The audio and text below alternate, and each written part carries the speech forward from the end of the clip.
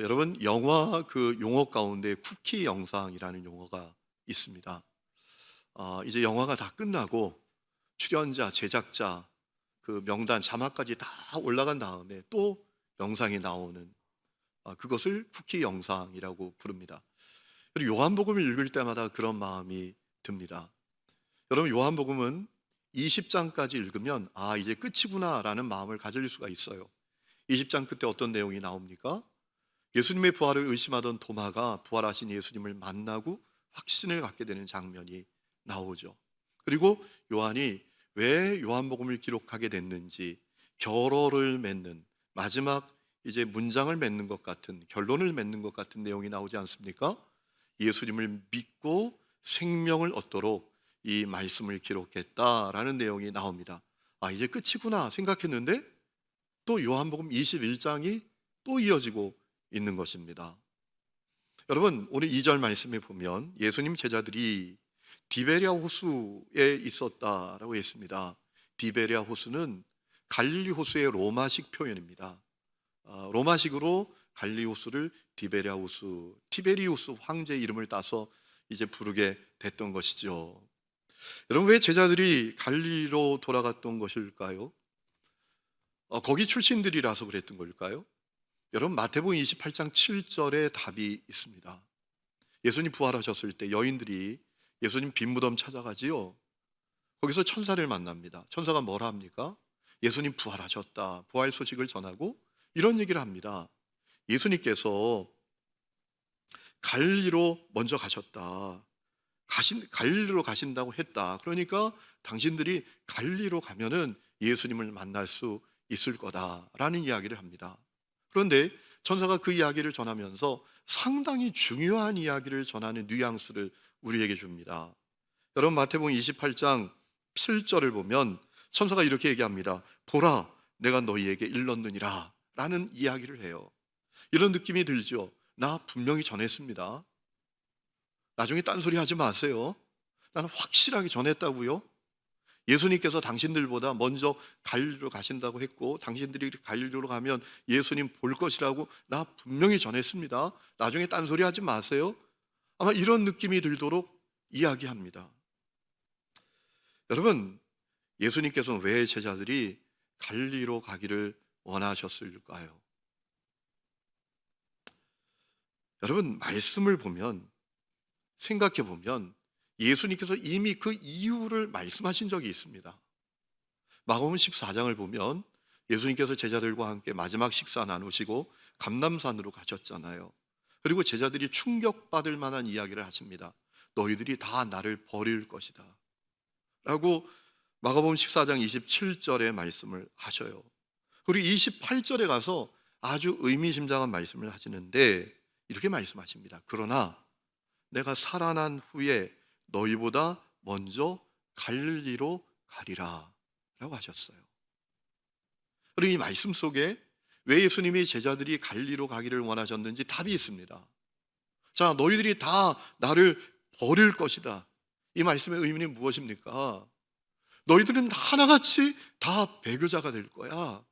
너희들은 하나같이 다 실패하고 말 거야. 예수님 버린다는 것은 배교자 되고 실패자가 된다는 것 아니겠습니까? 그러나 나는 너희들을 포기하지 않을 거야. 28절에 내가 살아난 후에는 너희보다 먼저 갈릴리로 갈 거야. 왜? 실패한 너희들 다시 일으키기 위해서. 너희들이 다시 일으키기 위해서 내가 갈릴리로 갈 거야 라고 하셨던 겁니다. 그러니까 예수님은 제자들이 왜 갈릴리로 가기를 원하셨는지 이미 다 말씀하셨었어요. 여러분 사실 도마를 제외한 예수님 제자들은 예수님 부활하신 예수님을 다 두 번이나 만났습니다. 그렇죠? 도마는 한 번밖에 못 만났고 다른 제자들은 다 두 번 만났습니다. 그런데 부활하신 예수님을 만나고도 이 제자들의 마음은 쉽게 회복이 안 됐던 것 같아요. 여러분 사람이 실패하고 다시 일어서기가 쉽습니까? 절대로 쉽지 않아요. 그래서 때때로 우리가 사람들에게 힘내세요 라고 하는 얘기도 사실 조심해야 합니다. 속으로 그분이 그렇게 생각할 수 있어요. 힘낼 거면 힘을 못 내겠어 내가? 힘낼 거면 내가 힘을 안 내고 있겠어 지금? 여러분, 사람이 실패하고 주저앉으면 일어서기가 보통 어려운 게 아닙니다. 아마도 제자들이 그렇게 실패했던 것 같아요. 아니, 부활하신 예수님을 두 번이나 만나고도 그 제자들의 마음은 온전하게 회복이 안 됐던 것 같습니다. 여러분, 그 증거가 오늘 말씀에 있어요. 여러분, 예수님을 두 번이나 만난 이 제자들이 이 갈릴리에 가서 뭘 해야 될지를 몰랐어요. 갈 바를 알지 못하는, 뭘 해야 될지를 모르는 겁니다. 그래서 기껏 생각해낸 것이 뭡니까? 물고기 잡으러 가는 거잖아요. 오늘 3절 말씀을 보니까 베드로가 나는 물고기 잡으러 간다라고 하니까 나머지 6 제자들이 다 따라가잖아요. 아니, 한 제자도 말이죠. 아니 그물하고 배하고 버린 지가 언젠데 또 그걸 잡아요? 예수님 따를 때 그물하고 배하고 다 버렸잖아. 그걸 또 잡아?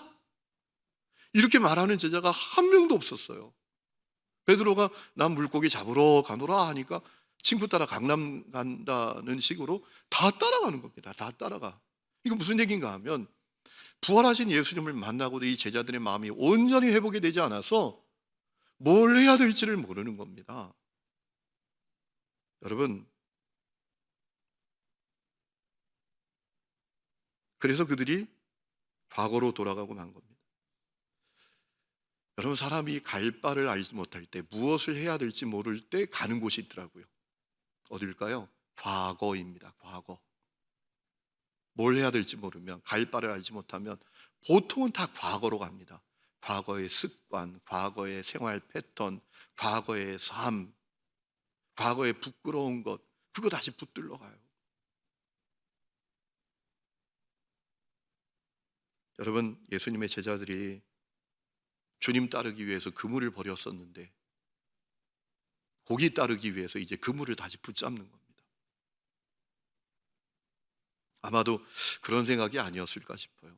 마음은 온전히 회복이 안 됐고, 그래서 갈릴리로 갔는데 예수님이 없는 거예요. 아무리 찾아도 예수님 안 계세요. 그러니까 에이, 올라가지 못할 나무 쳐다보지나 말자. 송충이가 솔잎 먹고 살아야지. 그러고 이제 고기 잡으러 갔던 것 같아요. 그런데 문제는 설상가상으로 고기 잡는 것도 마음대로 안 돼요. 오늘 3절 말씀 보니까 7 제자들이 다 힘을 합해서 밤새도록 애썼는데 한 마리는 잡았죠? 한 마리도 못 잡았어요. 참 이런 일이 일어날 수 있어요. 한 사람이 애를 썼는데 밤새도록 한 사람이 애를 썼는데 물고기 한 마리는 못 잡았다 그러면 아니 그럴 수 있지 싶은데 예수님의 제자들이 대부분 이 물고기 잡는데 선수들입니다. 전문가들입니다. 7명이 힘을 다했는데 밤새도록 애를 썼는데 한 마리도 못 잡아? 아니 이런 일이 어디 있어요? 여러분, 이 사실을 통해서 우리는 중요한 사실을 하나 깨닫게 되는데요, 과거로 돌아가면 과거의 실패가 반복이 됩니다. 그래서 우리가 과거로 돌아간 거 조심해야 돼요. 지난주에 영적 침체에 대해서 말씀을 드렸죠. 우리가 믿음이 흔들리고 영적으로 침체되면 과거로 돌아가잖아요. 옛생활로 돌아가잖아요. 그러면 잘 될 것 같아요? 여러분, 과거로 돌아가면 과거의 실패가 기다리고 있어요. 그래서 과거로 돌아가면 안 되는 거예요. 과거로 돌아가니까 과거의 실패가 반복이 돼요. 누가복음 5장에 보면 제자들이 밤새도록 애썼는데 한 마리도 못 잡았었잖아요. 그 실패가 반복이 되는 거예요. 여러분, 저는 우리 하늘님교회 성도들이 과거로 돌아가지 않는 분들이 되시기를 주의 이름으로 축원합니다. 그런데 감사한 것은 그때 주님께서 그들에게 찾아오셨어요. 오늘 4절 보면 날이 새어갈 때 새벽녘에 예수님께서 호숫가에 서셨다라고 했습니다. 예수님이 서신 그 자리와 제자들이 물고기 잡는 이 거리가 8절 말씀을 보니까 50칸쯤 됐다라고 했습니다. 다른 번역본을 보니까 200규빗이었다라고 했습니다. 그러니까 90m였다는 거예요. 여러분, 지금 날이 다 안 샜습니다. 어둠이 아직 있습니다. 그러니 90m 떨어져 있으니까 예수님 못 알아보는 거죠. 예수님이 오신 줄 몰랐던 겁니다. 그런데 그 예수님이 호숫가에 서셔서 제자들에게 물으시는 겁니다. 뭐라고 물으셨습니까? 얘들아, 너희에게 고기가 있느냐라고 물으셨어요. 그래서 얘들아라는 말은 이제 그 원문을 찾아보니까 이렇게 번역하면 더 부드럽더라고요. 이보셔, 이보셔, 고기가 있습니까? 여러분, 주목할 것은요, 주님이 고기를 잡았느냐라고는 묻지 않으셨어요. 고기가 있느냐, 없는 거 뻔히 아셨거든요. 과거로 돌아가면 과거의 실패가 반복되는 것을 주님이 아셨기 때문에 고기가 있느냐고도 묻지 않으셨어요. 고기를 잡았느냐고 묻지도 않으셨어요. 너희에게 고기가 있느냐? 없지! 이 말씀이에요. 없지! 고기 없지! 이렇게 물으신 거예요. 그러니까 제자들이 뭐라고 대답합니까? 없습니다! 라고 대답을 했어요. 그러니 주님께서 뭐라 하셨어요? 오늘 말씀해 보니까 그물을 배 오른편에 던지라! 그러면 잡을 것이다. 엄청나게 외치셨을 거예요. 여러분, 90m가 이게 짧은 거리입니까? 그물을 배 오른편에 던져. 그러면 잡을 거야. 이래가지고 들립니까? 90m니까 그물을 배 오른편에 던져. 그러면 잡을 거야. 라고 하셨죠. 여러분, 그때 제자들이 눈치를 챘을 것 같아요. 아, 주님이 오셨구나. 경험이 있잖아요. 경험이. 누가 5장을 보면 밤새도록 애를 썼는데 고기 한 마리 못 잡았을 때 주님 말씀하셨잖아요. 깊은 데로 가서 그물을 내려라. 그 말씀이 어버럽되지 않았을까요? 아, 주님이 오신 거 아니야? 여러분, 분명합니다. 왜냐하면 제자들이 그물을 내리지 않습니까? 배 오른편에. 생각해 보세요. 누군지도 모르는 사람 얘기를 듣습니까? 제자들이 밤새도록 그물 안 내려본 데가 어디 있겠어요? 오른편에도 안 내려봤겠어요? 왼편에도 안 내려보겠어요? 앞에도 안 내려봤겠어요? 뒤도 안 내려봤겠어요? 온 천지를. 여러분, 갈릴리 호수 지난번에 가보니까 그렇게 넓지 않아요. 안 내려본 데가 어디 있겠어요?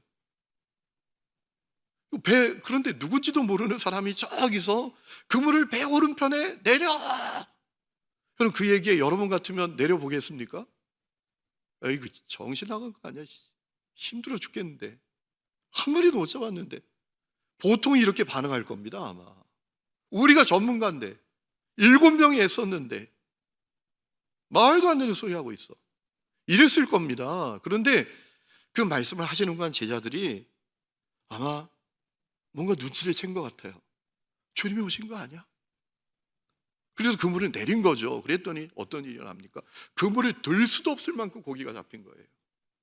그때 주님의 사랑받는 제자 요한이 확신을 가져요. 주님이 오셨구나. 그리고 오늘 말씀해 보면 베드로에게 이야기하잖아요. 주님이시다, 주님. 주님 오셨다. 주님 오셨다고. 그러자 놀란 베드로가 물속으로 그냥 옷 벗은 채로 뛰어든 거 아닙니까? 여러분, 주님이 오셨었어요. 여러분, 그렇기 때문에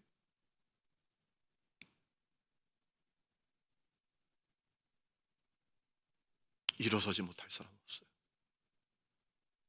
우리는 살아가면서 이런저런 시련과 역경을 만납니다. 아무런 소망이 없는 때를 만나기도 합니다. 절망뿐인 환경을 맞게 되기도 합니다. 그러나 그럼에도 불구하고 세상에서 일어나지 못할 성도는 없습니다.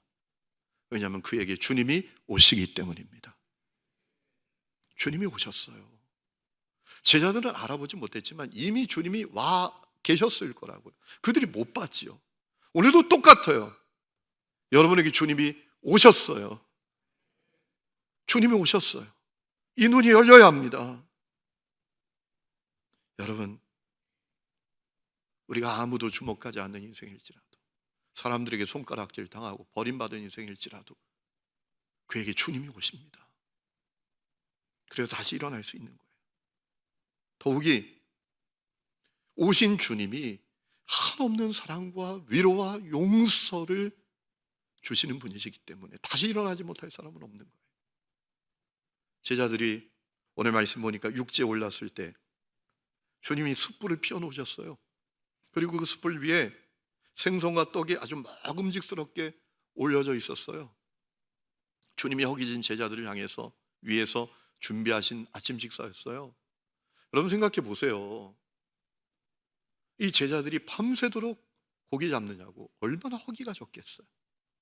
그걸 아시고 주님이 이 제자들 먹이시려고 손수 준비하신 식사였어요. 주님께서 제자들을 향해서 말씀하셨죠. 와서 조반을 먹으라. 이런 말씀이죠. 밥 먹자. 밥 먹어라. 먹어야 살지. 먹어야 일어나지. 먹어야 다시 일어서지. 이런 말씀 아니겠어요? 여러분, 주님은 이 주님의 한마디 말씀에 얼마나 뜨거운 주님의 사랑과 용서와 위로가 들어있는지 그들은 느꼈을 거예요. 우리 아무 말도 못하잖아요. 우리가 무슨 자격으로 주님이 준비하신 아침을 먹어? 베드로 같은 경우는 얼마나 뜨끔했을까요? 숯불을 딱 보는 순간 내가 저런 숯불 앞에서 예수님을 3번이나 부인했는데 주님은 그 숯불을 피워놓고 나를 위해서 아침 식사 준비해 놓으셨어요. 와서 먹어라. 그 말씀 속에 얼마나 주님의 뜨거운 사랑과 위로와 용서가 들어있는지 그들은 알았던 거예요. 주님 이런 마음 아니셨겠어요? 야, 죄는 용서받으면 되고 실수와 실패는 극복하면 되고 다시 일어서면 되는 거잖아. 나는 너희들을 안 버린다. 난 끝까지 사랑한다. 여러분, 그 주님의 뜨거운 사랑과 위로와 용서가 제자들에게 그대로 그 한마디 말씀 속에 다 들어서 전달된 거예요. 여러분, 사람이 말을 많이 해야 그 말이 상대방에게 설득력이 있게 들어갑니까? 제가 한번 말씀드렸죠. 충주에서 목회할 때 겨울방학 때 겨울에 교인들이 농사 끝나고 맨날 미나토 치고 놀러 다니는 거 너무 안 좋아 보여서 메주를 만들기 시작했거든요. 근데 처음에 메주를 만드는데 이 메주를 교인들도 집에서 한 말, 2말씩 해봤지 이것을 막 10가마씩 해보니까 이게 막 띄운다고 듣는데 띄운 줄 알았는데 보다 보니까 썩었어요.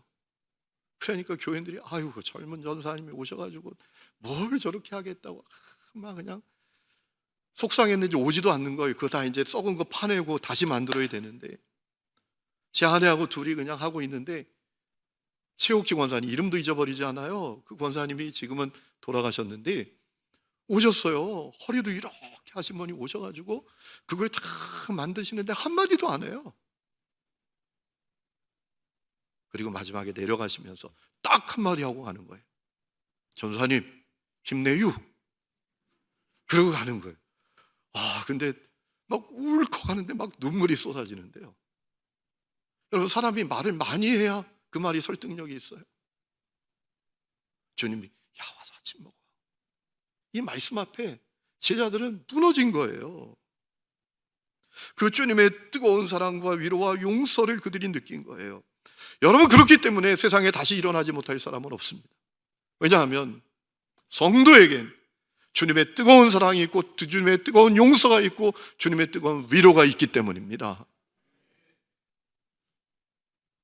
여러분, 연세대학교 언론홍보영상학과 교수인 김주환 교수님이 계십니다. 이분이 참 대단한 분입니다. 이런 분들은 어떻게 그렇게 하실까 싶어요. 이분이 학부 때는 정치학을 하고 미국에 유학 가서는 커뮤니케이션 학을 공부해서 한국에 돌아와서 교수를 하는데 이분이 또 심리학에 심취를 해가지고 긍정심리학이라는 분야를 개척해 나가는 거예요, 한국에서. 그래서 이분이 쓴 책이 있는데 좀 나온 지 한 10년 정도 된 책인데 참 유익한 책이라서 제가 계속 보관하고 있는 책인데 회복 탄력성이라는 제목의 책을 썼습니다. 여러분, 이제 무슨 내용인가 하면 우리 인생이 시련과 역경의 연속이잖아요. 중요한 건 극복해야 되는데 그 시련과 역경을 극복하는 힘이 회복 탄력성이라고 해요. 그런데 문제는 그 회복 탄력성이 고무공 같은 사람이 있고 유리공 같은 사람이 있다는 거예요. 시련과 역경을 만나면 확 무너졌다가도 벌떡 일어나는 사람이 있는가 하면 고무공처럼 고무공을 팍 던져보세요. 팍 튀잖아요. 근데 유리공처럼 박살이 나는 사람이 있다는 거예요. 연구해 보니까 그 비율이 1대 2 정도 된대요. 회복 탄력성이 고무공 같은 사람이 1명 정도 된다면 평균 유리공 같은 사람은 2명 정도 된다는 거예요. 비율적으로 따지면. 여러분은 어디에 속하시는 것 같으세요? 이분이 고무공 같은 회복 탄력성을 가진 사람은 어떻게 그렇게 역경과 시련을 극복하고 일어나나 연구를 해본 거예요.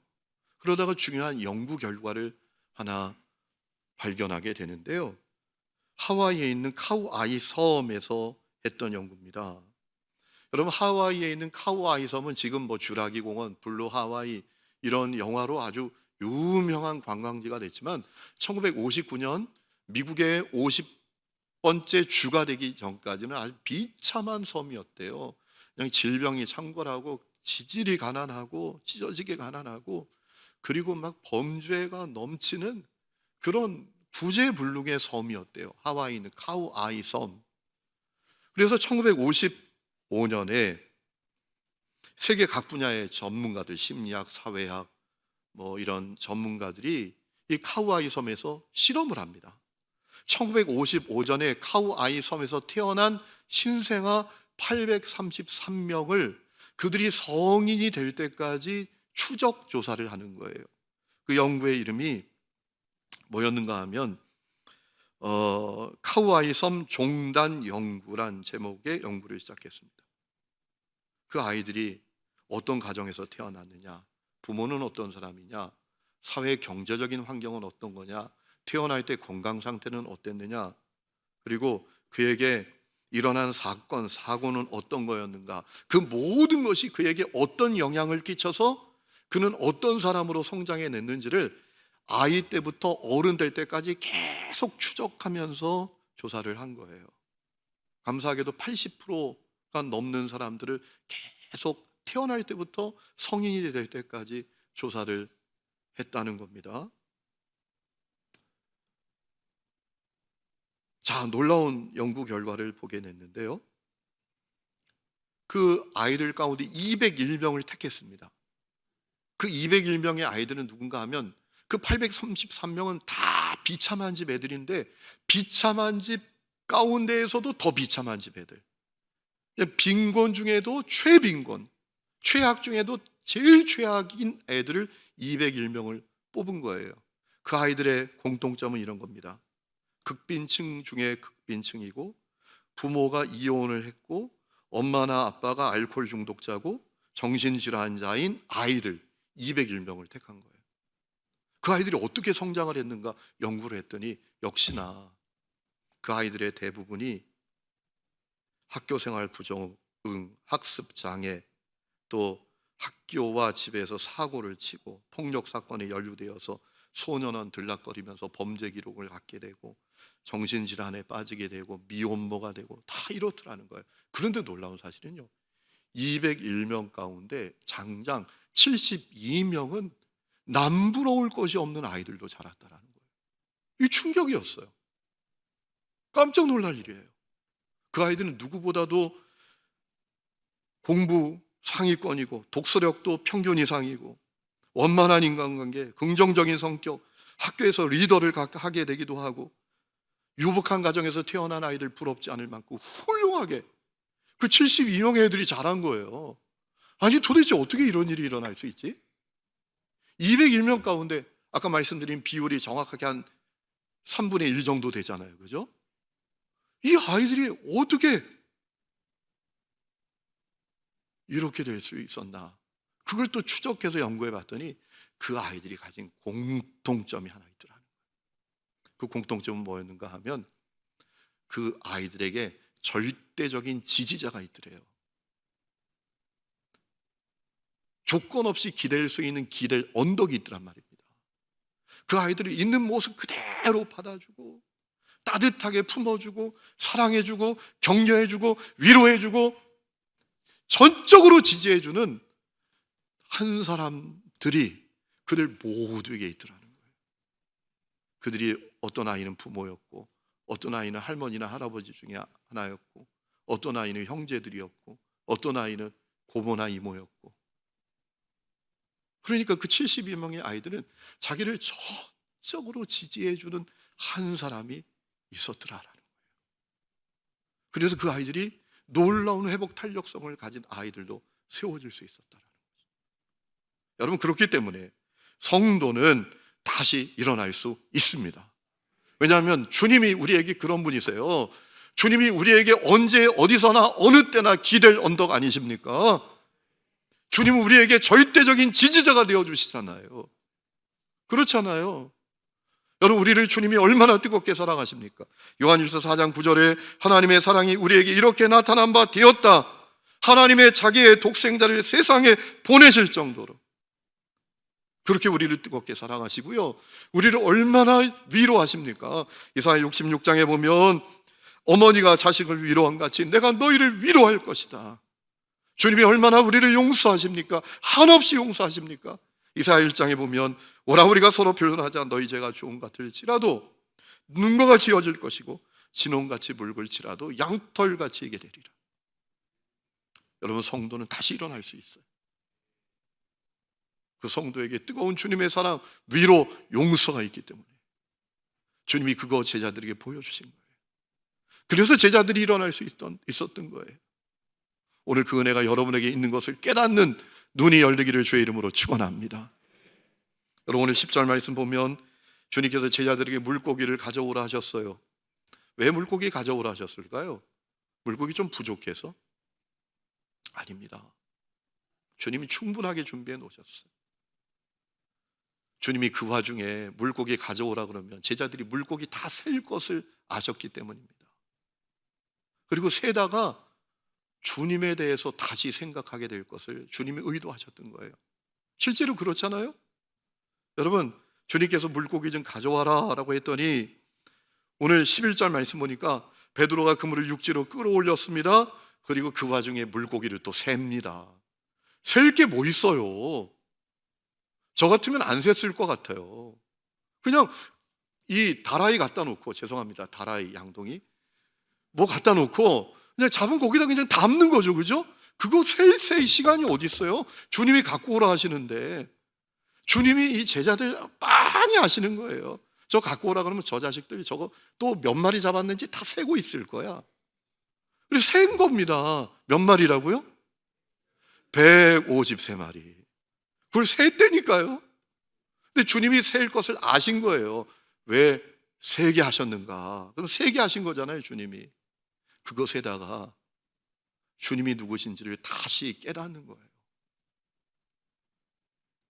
여러분, 주님이 153마리 세라고 하신 거예요.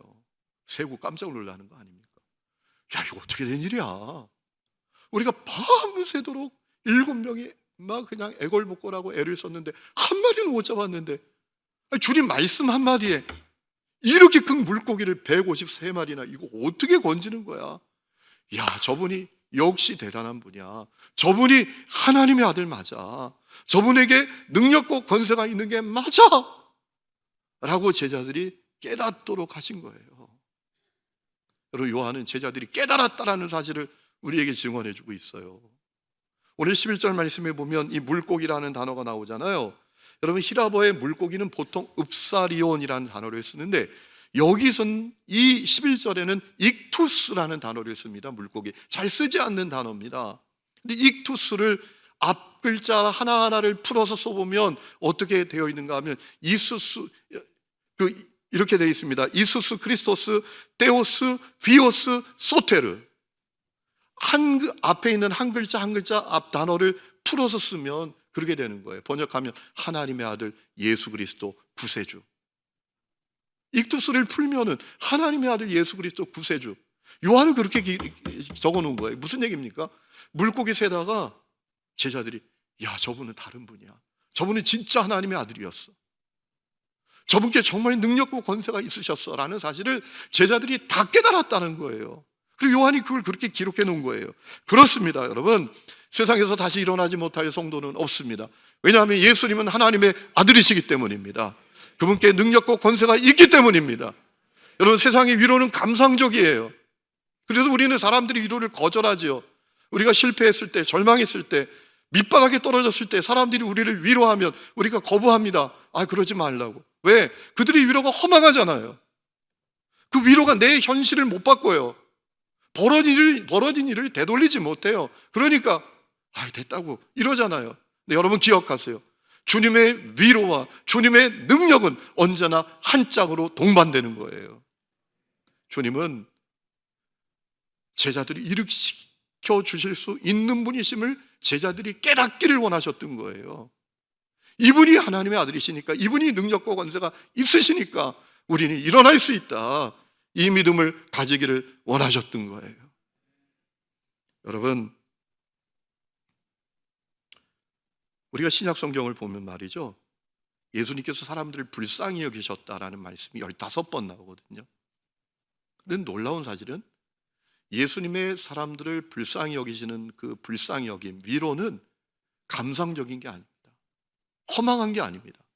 예수님이 사람들을 불쌍히 여기셨을 때는 반드시 뭐가 따라가냐 하면 예수님의 능력이 따라갑니다.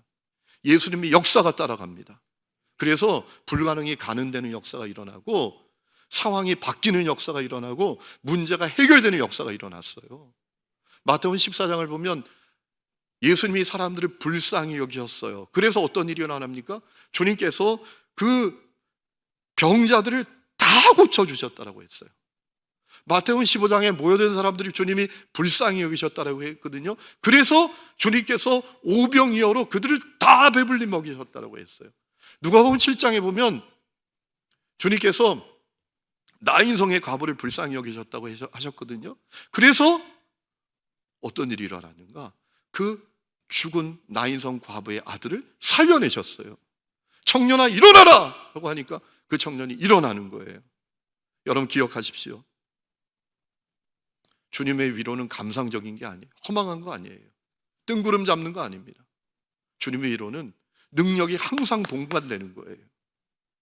우리 주님은 능력의 주님이세요. 여러분 2000년 시드니 올림픽에서 금메달 딴 10m 다이빙 금메달 획득한 선수가 있습니다. 미국 선수인데 로라 윌킨슨이라는 이름을 가진 선수예요. 이 종목은 16년 동안 중국 선수들이 금메달을 땄거든요. 그런데 이 로라 윌킨슨이 결승에 올라갔어요. 결승에 올라갈 때 5위였어요. 사실 결승에 올라간 것만 해도 대단한 겁니다. 왜냐하면 그 연습하다가 발목 부상당해가지고 7주 동안 병원에 입원해 있다가 그 경기하러 출전했거든요. 그러니까 결승에 올라간 것만도 대단하죠. 결승전은 5번 뜁니다. 5번 다이빙을 하는데 2번 뛸 때까지 5등이에요. 근데 3번 뛸 때 놀라운 일이 일어납니다. 뭘 중얼중얼 하면서 막 뛰는데 1등이에요. 점수 차이가 확 좁혀집니다. 4번 뛸 때도 뭘 중얼중얼 하면서 또 막 뛰었는데 이게 점수 차이가 더 좁혀집니다. 5번째 뛸 때는 최고의 난이도, 한번 꺾어가지고 비틀어가지고 떨어지는 그 난이도로 시도를 했는데, 이 정말 어려운 난이도인데 그게 성공을 하면서 역전이 돼가지고 금메달을 땄어요. 나중에 뭘 그렇게 중얼중얼 됐느냐 라고 했더니 이 자매가 빌립보서 4장 13절, 내게 능력 주시는 자 안에서 내가 모든 것을 할 수 있느니라. 내게 능력 주시는 자 안에서 내가 모든 것을 할 수 있느니라. 이걸 그냥 중얼중얼해서 그런 역사가 일어났다는 사실이에요. 나중에 기자가 인터뷰합니다. 아니 그 역전의 비결이 뭡니까? 이 로라 윌킨슨이 대답을 했어요. 제게 능력 주신 분이 그 일을 하셨습니다. 제게 한 거 아닙니다. 여러분 성도는 다시 일어설 수 있습니다.